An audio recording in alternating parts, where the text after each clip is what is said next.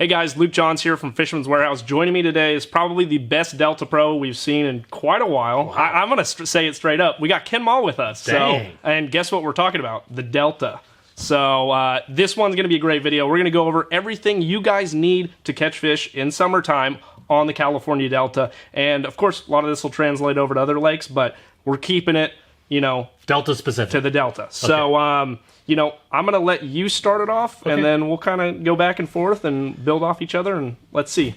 For me this time of year, it always starts off with Topwater. Oh, yeah. Okay. You know, and really, you know, not sponsored by them, but Whopper Plopper. Yep. You know, Anna Can't Berkeley. beat it. Yep, Anna Berkeley Chapo. Mm-hmm. You know, I love this bait. Fought it for a long time. You know, the difference between a plopper and a Chapo. This is what I decide. You know, people always saying, you know, other than price. There's the argument all the time. Which one's better? So I carry both. The reason I carry both is I actually, I feel like the Whopper Plopper, which is heavier. It's like 1.25 ounces. Yeah, it's an ounce. Actually, it's 1 3/8 ounces. Okay. This bait, I think, does a better job when you feel the fish are further away and you need more drawing power. This bait will sit in the water a little bit heavier than other similar baits. The other thing that I saw I had 2 years ago, where I was having fish blow my topwater out of the water.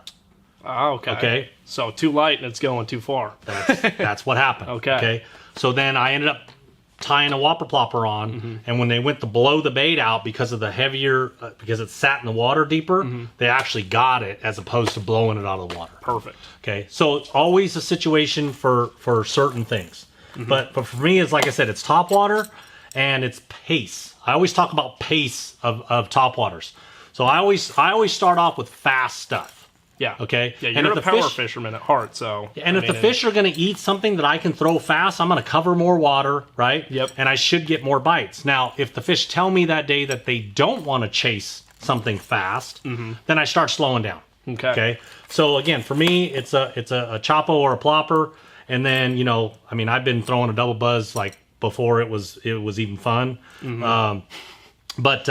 You know, this is a D&M double buzz, and you know, I like this double white. It's a 1/2 ounce bait. You know, it's a heavy frame bait. Got a great hook. I actually put this is actually a big bite. This is actually a big bite Tour toad on the back of it.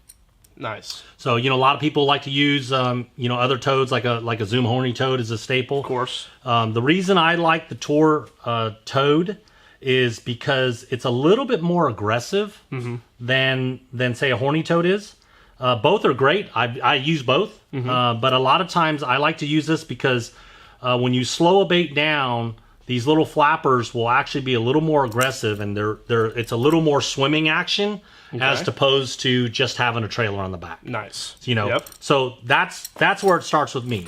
It's always Topwater. And are you ever throwing a trailer hook on the back of that double buzz? Because that's a popular thing, especially in the spinnerbait game, but on the Delta, you got so much cover. So on both baits, a spinnerbait and a double buzz, the easy formula that I use for a trailer hook is I always throw a trailer hook if the cover that I'm throwing it around allows me to do it. Okay. That's it, period. Okay, so so there's no reason not to if you can get away with it. That's basically it, right? Perfect. So if I can get away with it, I'm always going to put one on. I don't care how good a fish, you know, the fish could be eating this bait to where this much of the bait's coming out of its mouth. I still use a trailer hook. Yep. Added security. Yep. That's what I like. So always starts with Topwater. And then obviously when you make your progressions, you know, you go to walking baits, you know, you can go to pop-Rs, you can go to little winged crawling baits. You know, the probably the slowest Topwater bait other than a pop-R that I'll throw. And I kind of put it in its own genre, but it's a frog. Of course. Right. You can't go to the Delta without one. You cannot. Not in the summer. Well, and especially I would say from about March. Times. Yeah. I'd say about March all the way through. I mean, I've caught them as deep into December. But for me, it's probably about the second week of March to about the second week of November. Nice. Right. That's kind of the time frame where there's not a single day that I launch my boat, you know, and I don't have, you know, some sunline braid tied to a frog. Yeah. You know, and again, I throw, you know, I'm not sponsored by, I throw a bunch of different frogs. I do love this frog that Ish designed. Yep. You know, it's a big, massive bait. It actually walks really good. The tails are long, so you can cut them down. So, you know, I'm definitely a fan, and, you know, I buy them from the warehouse too. Yep. Yep. So that's really where I start. Okay. You know, it's always Topwater. Nice. Okay. So I'm going to go a little bit opposite. I'm going to go, you know, I guess what I'm better known for, which is the finesse fishing. And it's not something I do a lot of the times on the Delta in tournament settings, just because it's not quite the way to win out there. But if you're looking to catch fish, you know, and maybe you're just starting to get on the Delta, it's such an intimidating place to go fish. It is. This is a great way to start. And it's very versatile all times of the year. But that's throwing, you know, a Yamamoto Senko. Of course, when we're at the Delta, I like to beef it up a little bit. So I'm going with the 6-inch here, you know. Ooh. I know, crazy, right? Crazy. That's normally big. throwing the 5-inch. But yeah, throw the 6-inch, or just throwing something as simple as a drop shot. Of course, a margarita mutilator worm. It's a staple for the California Delta. You know, that color from Robo. Yeah. You know, if you don't have it in your boat, there's a problem. When people say the purple worm, yeah, right? That's it. You know it's taken on its own life. Yeah, that is it. But this is a super simple setup, and you can throw it anywhere you go on the Delta, and you can catch fish from 1 pound to 10 pounds. I mean, some of the biggest fish in the Delta all year long come People won off tournaments. Senkos. Yeah. Yeah, I personally have won a tournament throwing a Senko and a drop shot out there, and I weighed 23.5 pounds. So it's not like it doesn't catch big fish. Yep. And the great thing about that is you could rig it so many different ways. So, of course, if you're fishing the Delta, the 2 ways that I like to rig those baits, one is a Texas rig, so I'll throw like an all-purpose worm hook, wide gap on there, and it works for both your Texas rig and your drop shot. And then, of course, if I'm throwing a wacky Senko, I like a weedless, wacky hook. So go with a 2-aught if you're throwing that bigger worm. And, you know, that allows you to fish around that tight cover without getting so snagged up because, of course, like you said before, we've got so much grass in there, and efficiency is a big thing, especially when you're fishing a place where you're not getting a whole lot of bites if you're targeting those bigger fish. Yeah, and I would just tell people, you know, you bring up the grass a lot. I would just tell people, you know, on the Delta and almost anywhere in the country, but the Delta, it's a grass fishery. Yeah. It's what it is. It's not a dock fishery, right? No. It's not a rock fishery. No. You know, it's not an offshore fishery. Well, it's not an offshore deep fishery. It's a grass fishery. It's a tidal grass fishery. You know, yeah, there's toolies and things like that fish will get on too, but for the most part, you're going to fish in grass. So when you go to the Delta, you know, and you're catching grass on every cast, it's the cost of admission.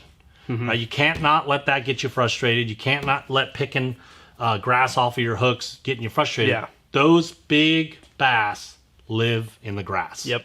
You know, so you have to embrace it. And speaking of living in the grass, there's the technique for that.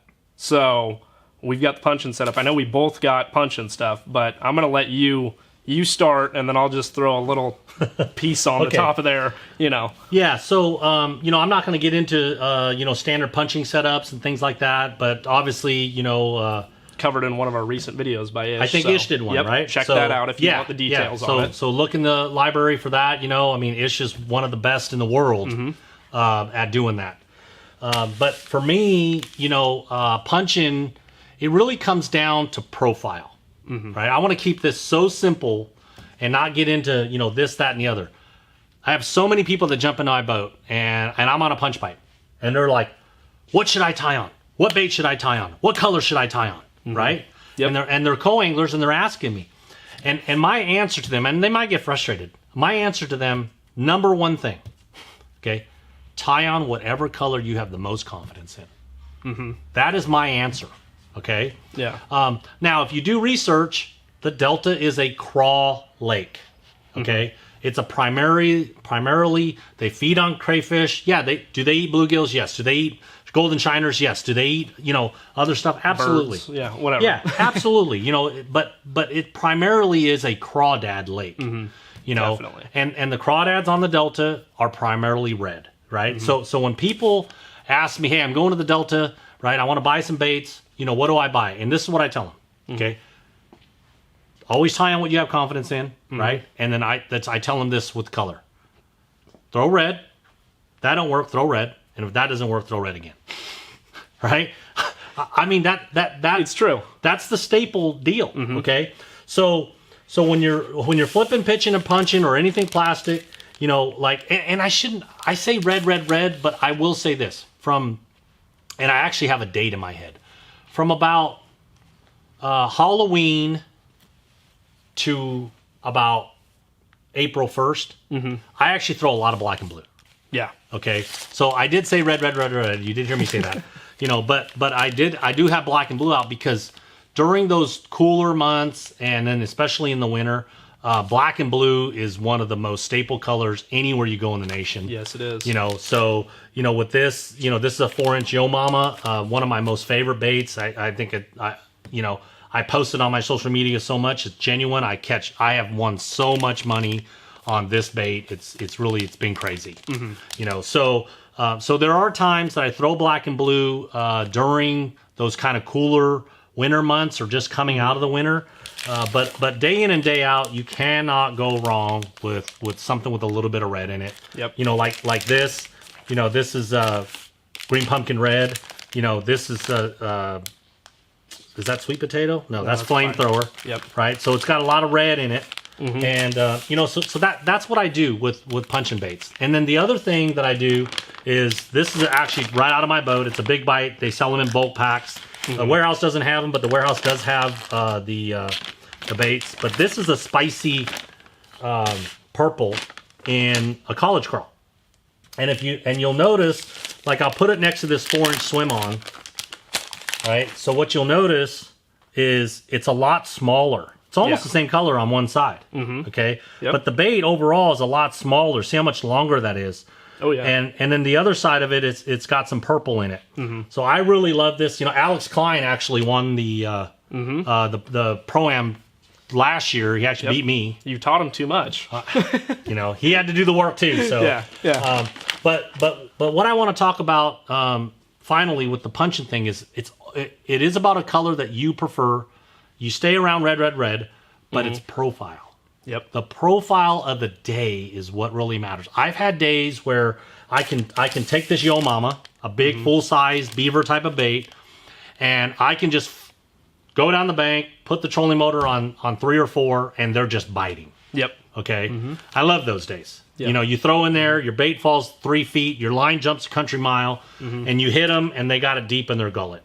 Okay? But because of pressure and weather, pressure and fishing, you know, more and more, I have really relied on a smaller profile bait such as this college crawl. Yeah.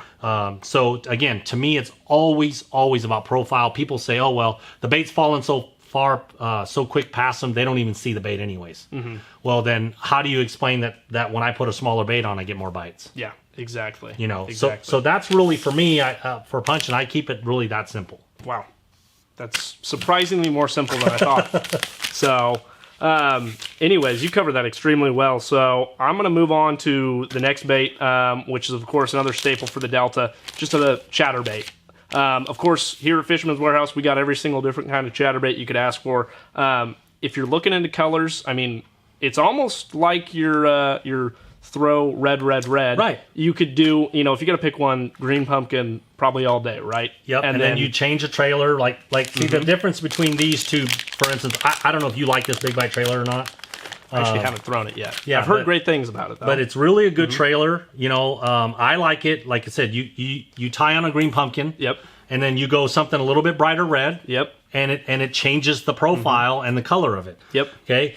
If the water's a little bit clearer, right, then I'll go to something more like this green pumpkin red, and it's a little more what I would call graceful with the color change, as opposed to something like flamethrower. Yeah. You know, yeah. But there's times where I've seen where you need something bright like that to stand up against the water, and those fish will trigger on that bright color. Definitely.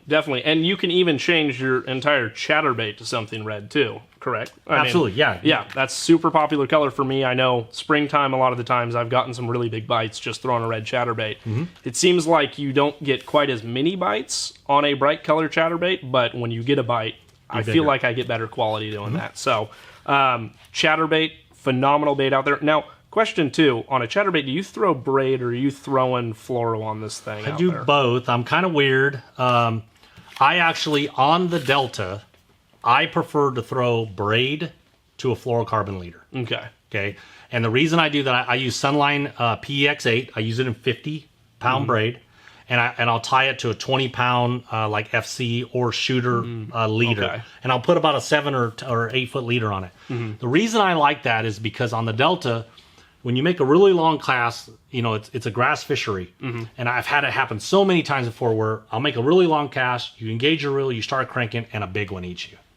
And it's really far out there. And when you have that 20-pound fluorocarbon and your rod is really flexible and you need to move that rod, I just think a lot of times, you know, in that first 10 feet or that first 15 feet of you fighting that fish really dictates whether you catch that fish or not. Oh, 100%, definitely. So with the braid, I'm allowed to lean a little bit harder, and then I believe that once everything starts locking up, you know, it's not a snap hook set, but you're leaning, and once everything locks up, that braid allows me to drive that hook that's just sitting in there. It allows me to just drive that hook just past the barb, you know, to where we can land those fish. Because, you know, a vibrating jig is notorious for lost fish. Yes. You know that, right? Very, yeah. I know it too well.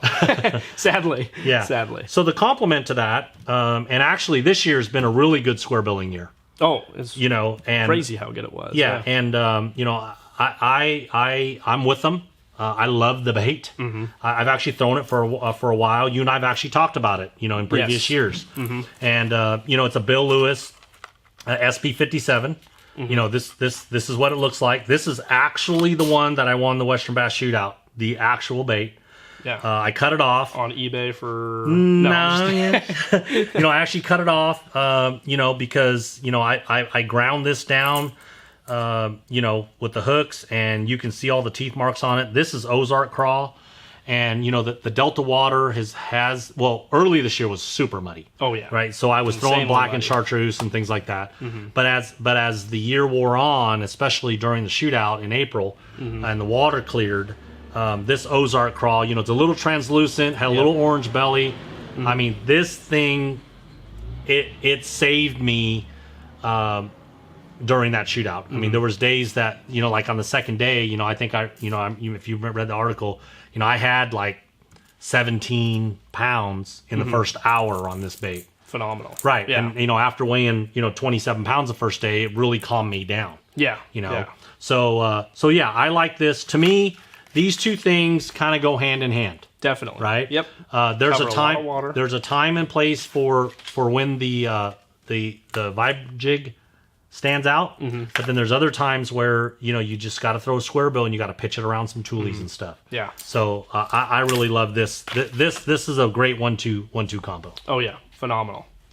So, anyways, I think we've covered just about every base you could at the Delta here. We've got everything from Topwater to flipping, throwing a chatterbait, throwing a square bill, and all the way down to your finesse stuff if you're like me and you want to throw a spinning rod every now and then out there. So, anyways, everything you saw here in the video today is available here at Fisherman's Warehouse, whether it's in or online or in store. We've got, of course, our 3 locations: Fairfield, Sacramento, and Manteca. So come on down, you know, pick up some stuff for the Delta and come on out, catch some fish. I know, like you've said, it's fishing a lot better than it has been just, you know, a month or 2 ago. It was a little tough. So, but we're on the upswing now. So hopefully you guys come down, pick some stuff up, get out there, and, you know, catch some great fish out there. Go fishing somewhere. Yep.